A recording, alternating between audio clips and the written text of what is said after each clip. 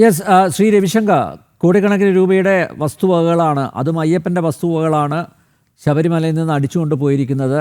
അതിനുശേഷമാണ് ഹൈക്കോടതിയുടെ നിരീക്ഷണത്തിൽ സ്പെഷ്യൽ ഇൻവെസ്റ്റിഗേഷൻ ടീമിനെ നിയോഗിക്കുന്നതും അന്വേഷണം മുന്നോട്ട് കൊണ്ടുപോകുന്നതും. പക്ഷേ സ്പെഷ്യൽ ഇൻവെസ്റ്റിഗേഷൻ ടീമിൻ്റെ അന്വേഷണം സുതാര്യമല്ല, സത്യസന്ധമല്ല എന്ന ഒരു പരാമർശമാണ് കോടതിയുടെ ഭാഗത്ത് നിന്ന് അടിക്കടി ഉണ്ടായിക്കൊണ്ടിരിക്കുന്നത്. ഇത് ഒരു ഭൂഷണമാണോ സർക്കാരിന്? നിങ്ങൾ വിശ്വാസികൾക്കൊപ്പമാണ് എന്ന് ആവർത്തിച്ച് പറയുന്നുണ്ട്. അതിൻ്റെ ഭാഗമായിട്ടാണല്ലോ ആഗോള അയ്യപ്പ സംഗമമൊക്കെ നടത്തിയത്.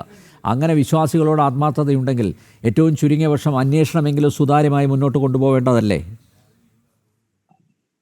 നമസ്കാരം സാറേ, ഞാൻ ഈ ചർച്ചയിൽ ഇപ്പോഴാണ് വന്നത്. അതുകൊണ്ട് ഞാൻ മുമ്പ് സംസാരിച്ച ആളുകളൊന്നും പറഞ്ഞത് കേട്ടുവൊന്നുമില്ല. എങ്കിലും എനിക്ക് തൊട്ട് മുമ്പ് സംസാരിച്ച ഹരിദാസ് സാർ അദ്ദേഹം പറഞ്ഞ ലാസ്റ്റിലെ കുറച്ച് വാചകങ്ങൾ മാത്രമേ ഞാൻ കേട്ടുള്ളൂ.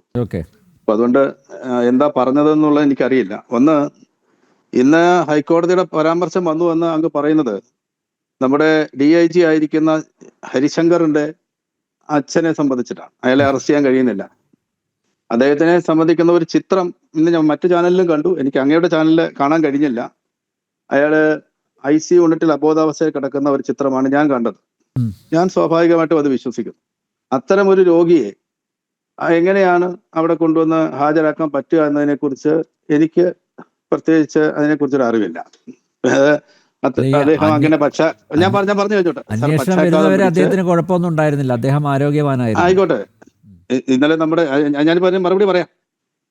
ഇന്നലെ പക്ഷാഘാതം ഉണ്ട് എന്നുള്ള കാര്യത്തിൽ തർക്കമില്ലല്ലോ. അതുമായി ബന്ധപ്പെട്ട ഒരു കോടതിയുടെ മുമ്പിലേക്ക് ഒരു പ്രതിയുടെ ഡീറ്റെയിൽസ് കൊടുക്കുമ്പോൾ അയാൾ രോഗിയാണെങ്കിൽ അതിന് ഡോക്ടറുടെ സർട്ടിഫിക്കറ്റ് ഉണ്ടാവണമല്ലോ. ഈ കാര്യങ്ങളൊന്നും സബ്മിറ്റ് ചെയ്യാതിരിക്കാൻ കഴിയില്ല. ഹരിശങ്കറിന്റെ അച്ഛനായാലും പിണറായി വിജയന്റെ അച്ഛനായാലും നരേന്ദ്രമോദി സാറിന്റെ അച്ഛനായാലും ഇത് കൊടുത്തേ പറ്റൂ. പ്രതിയാണെങ്കിൽ പ്രതിയാണ്, അതിനകത്തൊന്നും മാറ്റമൊന്നുമില്ല. കോടതി മുമ്പിൽ വ്യത്യാസമൊന്നും ഉണ്ടെന്ന് എനിക്ക് തോന്നുന്നില്ല. ആരായാലും അവിടെ തുല്യനീതിയാണ് കിട്ടുന്നത്. അപ്പൊ ഇദ്ദേഹത്തെ അവിടെ ഈ സ്ഥിതിയിൽ ഹാജരാക്കാൻ കഴിയാത്തത് കൊണ്ടാണ് എന്നാണ് അവർ പറഞ്ഞിരിക്കുന്നത്. ഇപ്പൊ അതിലൊരു പരാമർശം സ്വാഭാവികമായി കോടതി നടത്തിയിട്ടുണ്ട്. ഇന്നലെ ഇത് അന്വേഷണം കുഴപ്പമില്ല, വേണമെങ്കിൽ നിങ്ങൾ 2-3 പേരെ കൂടി ഉൾപ്പെടുത്തിക്കൊള്ളൂ, നന്നായി പോകുന്നു എന്ന് പറഞ്ഞപ്പോൾ അങ്ങയുടെ വാക്കുകൾ ഇത് വന്നില്ലല്ലോ. SITയുടെ അന്വേഷണം കുഴപ്പമില്ല, നല്ല രീതിയിൽ പോകുന്നു. തന്ത്രിയെ അറസ്റ്റ് ചെയ്ത വരെയുള്ള കാര്യങ്ങളിൽ ബഹുമാനപ്പെട്ട ഹൈക്കോടതിക്ക് തൃപ്തി രേഖപ്പെടുത്തിയപ്പോൾ ഈ പറയപ്പെടുന്ന ചർച്ച ഉണ്ടായില്ല എന്നുള്ളതും ഒരു വിചിത്രമായ അനുഭവമായി തന്നെ എനിക്ക് തോന്നുന്നത്. ഇതുവരെ നടന്ന കാര്യങ്ങളിൽ തന്ത്രി അറസ്റ്റ് ചെയ്തപ്പോൾ മാത്രം ക്ലാരിറ്റിയിലേക്ക് ഒരു കാര്യം പറയുന്നതേ താങ്കൾക്ക് കൂടി ഒരു വ്യക്തത വരുത്താൻ വേണ്ടി പറയാണ്. അതായത് ഹൈക്കോടതി ദേവസ്വം ബെഞ്ചാണ് SIT അന്വേഷണം കുഴപ്പമില്ല എന്ന് പറയുന്നത്. ഇത് ജസ്റ്റിസ് ബദറുദ്ദീൻ്റെ പരാമർശമാണ്. കാരണം ദേവസ്വം ബെഞ്ചിന് അങ്ങനെയല്ലേ പറയാൻ പറ്റുള്ളൂ, കാരണം ദേവസ്വം ബെഞ്ചാണ് സ്പെഷ്യൽ ഇൻവെസ്റ്റിഗേഷൻ ടീമിനെ വെച്ചത്. അപ്പൊ അതുകൊണ്ട് അവർക്ക് ഹൈക്കോടതി പൂർണ്ണമായി വിശ്വസിക്കുന്നുണ്ടോ? ഞാൻ വിശ്വസിക്കുന്നുണ്ട്, എല്ലാ കോടതികളെയും വിശ്വസിക്കുന്നുണ്ടല്ലോ. ഞാൻ സമ്മതിക്കുന്നു. ഹൈക്കോടതി മുമ്പൊരു തന്ത്രിയെ വിചാരണ ചെയ്തതിനെ കുറിച്ച് അങ്ങേക്ക് അറിയാവോ? ഏതാ? ഹൈക്കോടതി മുമ്പൊരു തന്ത്രിയെ വിചാരണ ചെയ്തതിനെ കുറിച്ച് അറിയാമോ? അറിയാം. ജസ്റ്റിസ് പരിപൂർണൻ എന്നാണ് അന്നത്തെ ജഡ്ജിയുടെ പേര്. തന്ത്രിയോട് ചോദിച്ചു, നിങ്ങൾ ഗണപതി ഹോമത്തിന്റെ മൂലമന്ത്രം അറിയാമെന്ന് വെച്ച് പറഞ്ഞു എനിക്ക് അറിയില്ല എന്ന് പറഞ്ഞു. പിന്നെ നിങ്ങൾ എങ്ങനെയാണ് താന്ത്രിക വിദ്യയിൽ വന്നെന്ന് വെച്ചപ്പോൾ ഞാൻ പരമ്പരാഗതമായി താന്ത്രിക കുടുംബത്തിൽ ജനിച്ചത്, അതുകൊണ്ട് ഞാൻ ഇവിടെ വന്നു എന്ന് പറഞ്ഞു. നിങ്ങൾക്ക് ഗണപതിയുടെ നാൾ അറിയാമോ എന്ന് ചോദിച്ചു, എനിക്കറിയില്ല എന്ന് പറഞ്ഞു. അതാണ് തന്ത്രി. അത്തരം ആളുകളുടെ കുടുംബത്തിൽ നിന്ന് വന്ന ആളുകളെ സംരക്ഷിക്കേണ്ട ചുമതലയൊന്നും കേരള പോലീസിനും നാട്ടിലെ ജനങ്ങൾക്കും വിശ്വാസികൾക്കും ഇല്ല. ഇവിടെ വളരെ വ്യക്തമായി ഞാൻ പറയാൻ വന്ന കാര്യം സാർ കേട്ടില്ല. ഞാൻ പറയാൻ വന്ന കാര്യം സാർ കേട്ടില്ല. ഇവിടെ ഒരു തന്ത്രിയെ അറസ്റ്റ് ചെയ്തപ്പോ 13 ആളുകളെ ഇതുവരെ അറസ്റ്റ് ചെയ്തിട്ടുണ്ട്.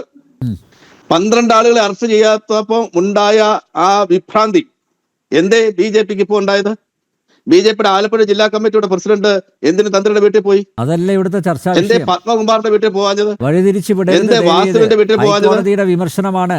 SITയെ വിമർശിച്ചിരിക്കുന്നു. തിരുവിതാംകൂർ വിമർശിക്കാനുള്ള അവകാശം ഹൈക്കോടതിക്കുണ്ട്. തിരുവിതാംകൂർ അന്വേഷണം ഏതെങ്കിലും തരത്തിൽ വഴിതിരിഞ്ഞു പോകുന്നുണ്ടെങ്കിൽ അതിനെ നേരെയാക്കാൻ ഉത്തരവാദിത്തം ഹൈക്കോടതിന്. കാരണം ഹൈക്കോടതി നിർദ്ദേശപ്രകാരം രൂപീകരിക്കപ്പെട്ട അന്വേഷണ സംഘമാണ് SIT.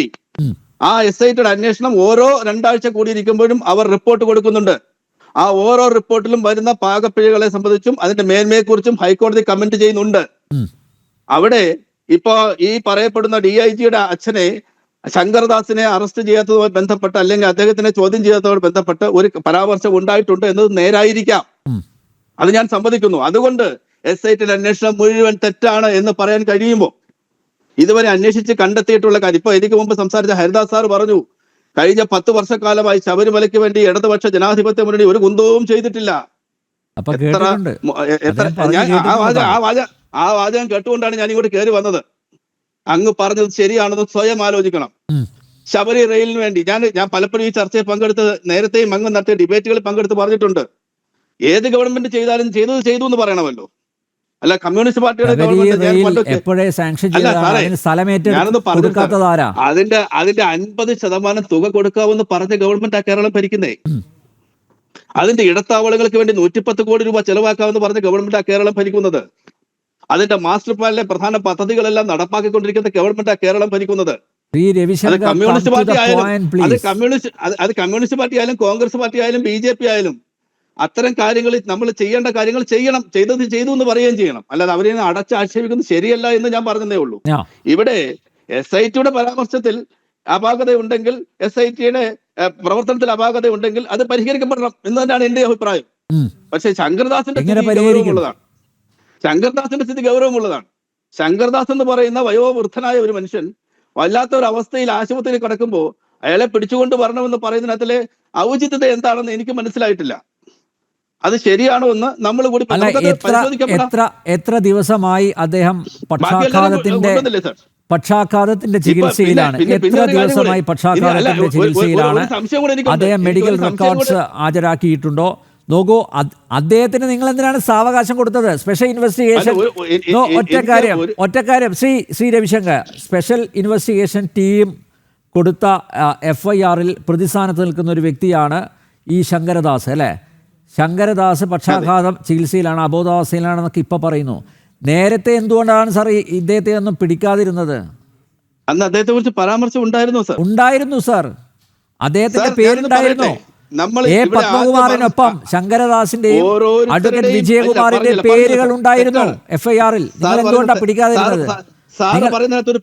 തന്ത്രിയെ ഓടിച്ചിട്ട് പിടിച്ചല്ലോ. തന്ത്രിയെ പിടിക്കാൻ വലിയ ആവേശമായിരുന്നല്ലോ സാർ. ഞാൻ അങ്ങയുടെ മൊബൈലിലേക്ക് ബഹുമാനപ്പെട്ട തന്ത്രി കഴിക്കുന്ന സാധനത്തിന്റെ അടക്കം ഫോട്ടോ അയച്ചു തരാം. അപ്പൊ അങ്ങേക്ക് മനസ്സിലാവും തന്ത്രി ആരാണെന്ന്. തന്ത്രി കഴിക്കുന്ന സാധനത്തിന്റെ അടക്കം ഫോട്ടോ അയച്ചു തരാം. തന്ത്രിയുടെ കൂടെ നിന്ന പോലീസുകാരൻ തന്നെ റിപ്പോർട്ട് ചെയ്യാൻ സാറിന് തരാം. സാറ് പ്രസിദ്ധീകരിക്കണ്ട, അയച്ചു തരൂ. സാറ് ചിലപ്പം അവിടെ നിന്നിച്ച് സാർ ഇരിക്കുന്ന സീറ്റിൽ നിന്നിച്ച് അയാളെ തിരക്കിപ്പോയി ചിലപ്പോ ഒന്ന് കൊടുക്കേണ്ടി അയച്ചു തരൂ. അയച്ചു തരാം, ഞാൻ അയച്ചു തരാം. ആ നിലപാടിൽ ഉറച്ചു നിൽക്കുകയാണ്. അയക്കാൻ പ്രയാസമുണ്ട്. അല്ലാതെ തന്ത്രിയുടെ വക്താവൊന്നും ആകാൻ ആരും ശ്രമിക്കുന്നില്ല. ഞാൻ നമ്പ്യാർ സാറിന്റെ ഫോണിൽ അയച്ചു തരാം. അയച്ചു തരൂ പ്ലീസ്. ഞാൻ വാക്ക് മാറില്ല. ഞാൻ ഈ ചർച്ച കഴിഞ്ഞാൽ അയച്ചു തരാം. കാര്യം ഈ ഫോണിൽ തന്നെയാണത്. അതുകൊണ്ട് എനിക്കത് സാറിന് അയച്ചു തരാം. എനിക്കതിനകത്തൊന്നും ഒരു മടിയില്ല. ഞാൻ എനിക്ക് കിട്ടിയ റെക്കോർഡ്സ് ആണ്. ഇനി 2, ഈ പറയപ്പെടുന്ന ശങ്കർദാസിന്റെയും അന്നത്തെ ബോർഡ് അംഗങ്ങളെയും എന്തുകൊണ്ട് നിങ്ങൾ ചോദ്യം ചെയ്യുന്നില്ല എന്നുള്ളത് ഹൈക്കോടതിയുടെ ഡിവിഷൻ ബെഞ്ച് പിന്നീട് ചോദിച്ചപ്പോഴാണ് ആ കാര്യം പുറത്ത് ഈ വിജയകുമാറിനെയും പിന്നെ ശങ്കർദാസിനെയും ചോദ്യം ചെയ്യാൻ തീരുമാനിക്കുന്നത്. പത്മകുമാറിനെ പ്രതിപട്ടികയിൽ ഉൾപ്പെടുത്തിയ അന്ന് 2 പേരും പ്രതിപട്ടികയിൽ ഉണ്ടായിരുന്നു. ഇനി എന്റെ ഒരു സംശയം, ഇവരാരെങ്കിലും സ്വർണം മോഷ്ടിച്ചു എന്ന് കണ്ടെത്താൻ പറ്റിയിട്ടുണ്ടോ? സ്വർണം മോഷ്ടിച്ചു കൊണ്ടുപോയി എന്ന് കണ്ടെത്തുന്നില്ലല്ലോ. പത്മകുമാറിന്റെ പേരിലായാലും വിജയകുമാറിന്റെ പേരിലായാലും ജാമ്യാപേക്ഷ പരിഗണിച്ചുകൊണ്ടാണല്ലോ ഈ പരാമർശങ്ങളൊക്കെ വന്നത്. ഒരു നിമിഷം, താങ്കളുടെ നേതാവ് കൂടിയാണല്ലോ പത്മകുമാർ. പത്മകുമാറിന് ഈ കവർച്ചയിൽ ഉത്തരവാദിത്തമുണ്ട് എന്ന് ഹൈക്കോടതി ആവർത്തിച്ച് പറഞ്ഞിരിക്കുകയാണ്. ബുദ്ധിപൂർവം കുറ്റം ചെയ്യണമെന്ന ഉദ്ദേശത്തിലാണ് പിച്ചളച്ചെമ്പെന്ന് പത്മകുമാർ എഴുതി ചേർത്തതെന്ന് ഹൈക്കോടതി പറയുന്നു. മാത്രമല്ല, മിനിറ്റ്സിൽ താൻ രേഖപ്പെടുത്തിയതൊന്നും ദുരുദ്ദേശത്തിലായിരുന്നില്ല എന്നാണല്ലോ പത്മകുമാർ കോടതിയെ ബോധിപ്പിച്ചത്. അത് കോടതി തള്ളിക്കളഞ്ഞിട്ടുണ്ട്. തെറ്റിദ്ധരിപ്പിക്കുന്നു. അല്ല, അദ്ദേഹത്തിന്റെ ഇൻവോൾവ്മെന്റ് വ്യക്തമായിരിക്കുകയാണ് ശ്രീ രവിശങ്കർ. ഇന്ന് ഹൈക്കോടതി പറഞ്ഞെന്താ, എന്തിനാണ് ദേവസ്വം ബോർഡ് ഈ കാര്യങ്ങൾ നിരീക്ഷിക്കാൻ അല്ലെങ്കിൽ എന്തിനവിടെ ഇരിക്കുന്നു എന്ന് കോടതി ചോദിച്ചിട്ടുണ്ട്. അത് ഞാൻ സമ്മതിക്കുന്നു, അത് ഞാൻ അക്സെപ്റ്റ് ചെയ്യുന്നു. പക്ഷേ അവർ കള്ളരാണെന്ന് പറഞ്ഞിട്ടില്ല. കള്ളനാണെന്ന് പറഞ്ഞിട്ടില്ല. അല്ല, ഇവിടെ അദ്ദേഹത്തിന് ഇവിടെ അതിൽ ഈ ഇൻവോൾവ്മെന്റ് ഉണ്ട്, അതിൽ കൂട്ടിക്കെട്ടുണ്ട്. പങ്കുണ്ട്, ഈ കവർച്ചയിൽ സാർ പങ്കുണ്ട് മനസ്സിലാക്കണം. പത്മകുമാറിന് ഇവിടെ ആവർത്തിച്ച് ഇവിടെ വ്യക്തമാക്കിയിരിക്കുകയാണ് കോടതി. ഇതിനകത്തിൽ ഈ സാറ് ഒരു സംശയം ചോദിച്ചോട്ടെ. കോടതി പറഞ്ഞോ കടകംപള്ളി സുരേന്ദ്രനെ അറസ്റ്റ് ചെയ്യാൻ പറഞ്ഞോ? ആരെ? കോടതി പറഞ്ഞോ വേറെ വാസവനെ അറസ്റ്റ് ചെയ്യാൻ പറഞ്ഞോ? ഇവരൊക്കെ കുറ്റക്കാരാന്ന് കോടതി പറഞ്ഞോ? നമ്മളങ്ങ് തീരുമാനിക്കല്ലേ നമ്മുടെ മാധ്യമങ്ങൾ.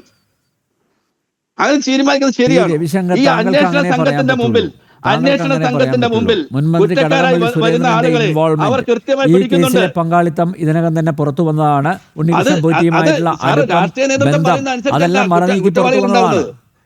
സാർ രാഷ്ട്രീയ നേതൃത്വം പറയുന്ന അനുസരിച്ചാണ് കുറ്റവാളികൾ വരുന്നത് എങ്കിൽ അല്ല, കോടതി ഒരു നിമിഷം ശ്രീ രവിശങ്കർ ഒരു നിമിഷം. അതായത് ഈ നോക്കൂ, ഈ തന്ത്രിക്ക് നോട്ടീസ് നൽകി, തന്ത്രിയെ രാവിലെ വിളിപ്പിക്കുന്നു, ഉച്ച ആകുമ്പോഴേക്കും അദ്ദേഹത്തിൻ്റെ അറസ്റ്റ് രേഖപ്പെടുത്തുന്നു. ഈ കടകംപള്ളി സുരേന്ദ്രനെയും PS പ്രശാന്തിനെയും എവിടേക്കാണ് വിളിപ്പിച്ചത്? അവരെന്തിനാണ് വിട്ടയച്ചത്? അത് ചോദ്യം ചെയ്യലായിരുന്നോ, മറിച്ച് കുശലാന്വേഷണമായിരുന്നു? ഇതൊക്കെ അറിയാനുള്ള ആഗ്രഹം കേരളത്തിലെ പൊതുസമൂഹത്തിനില്ലേ? എന്താ ഇവർക്കെന്താ കൊമ്പുണ്ടോ? കടകംപള്ളി സുരേന്ദ്രനും പ്രശാന്തിനും കൊമ്പുണ്ടോ? എന്താ അവർക്ക് പ്രത്യേക പരിഗണന? ഞാനൊരു കാര്യം ചോദിച്ചോട്ടെ. ഉണ്ണികൃഷ്ണൻ പോറ്റിയാണ് ആദ്യം വിളിച്ച് ചോദ്യം ചെയ്തതിന് ശേഷം 1-2 പ്രാവശ്യം ചോദ്യം ചെയ്തതിന് ശേഷം അയാളെ അറസ്റ്റ് ചെയ്യുന്നു. ഇങ്ങനെ ഓരോരുത്തരെയും വിളിപ്പിച്ചു. പത്മകുമാറിനെ വിളിപ്പിച്ചു, ചോദ്യം ചെയ്തതിൽ കാര്യങ്ങൾ ബോധ്യപ്പെട്ടപ്പോൾ അറസ്റ്റ് ചെയ്തു. വാസുവിനെ വിളിപ്പിച്ചു, വാസുവിനെ അറസ്റ്റ് ചെയ്തു. കടകംപള്ളി സുരേന്ദ്രനെ വിളിപ്പിച്ചു. അയാളുടെ MLA വണ്ടിയിൽ തന്നെയാണ് അവിടെ ചെന്നത്. വാസവനൊന്നും അറസ്റ്റ് ചെയ്തില്ലേ? വാസവനല്ല സാർ, വാസു ഓക്കെ വാസു എന്ന് പറയുന്ന ദേവസ്വം ബോർഡ് കമ്മീഷണറുമായിരുന്ന ആളുകാര്. ഞാൻ വാസവൻ എന്നല്ല പറഞ്ഞത്, സാറ് കേട്ടതിൽ പറ്റിയ ഈ പറയപ്പെടുന്ന കടകംപള്ളി സുരേന്ദ്രനെ വിളിച്ചു, അദ്ദേഹത്തെ ചോദ്യം ചെയ്തു. കഴമ്പില്ലാന്ന് കണ്ടപ്പോ പോകാൻ പറഞ്ഞു കാണും. കഴമ്പുള്ളവരെ അറസ്റ്റ് ചെയ്ത പോരെ? അല്ല, ഞാൻ ചോദിക്കുന്നത് തന്ത്രിയെ വിളിച്ചു വരുത്തിയതിന് വലിയ പബ്ലിസിറ്റി കൊടുത്തല്ലോ. എന്തുകൊണ്ട് കടകംപള്ളി സുരേന്ദ്രനെയും അതുപോലെ അഡ്വക്കേറ്റ് PS പ്രശാന്തിനെയും ചോദ്യം ചെയ്യാൻ വിളിച്ചു വരുത്തിയത് രഹസ്യമാക്കി വെച്ചു എന്നുള്ളതാണ് ചോദ്യം. എന്തുകൊണ്ട് അതിലൊരു രഹസ്യാത്മകത? മറ്റേത് വലിയ പബ്ലിസിറ്റി കൊടുത്തു. ഇതൊക്കെയാണ് ഹൈക്കോടതി ചോദിക്കാനുള്ള കാരണം. ഹൈക്കോടതി ആവർത്തിച്ച് ചോദിക്കുന്നു, എന്ത് അസംബന്ധമാണ് നടക്കുന്നത് എന്ന് ചോദിക്കാൻ ഹൈക്കോടതിയെ പ്രേരിപ്പിച്ചതിന് പിന്നിൽ ഈ ഘടകങ്ങളും ഉണ്ട് ശ്രീ രവിശങ്കർ.